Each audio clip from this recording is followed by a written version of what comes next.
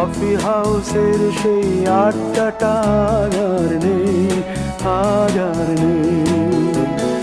কোথায় হারিয়ে গেল সোনালি বিকেলগুলো সেই আজ আর নেই। লা লা লা লা লা লা লা লা লা লা লা লা লা লা।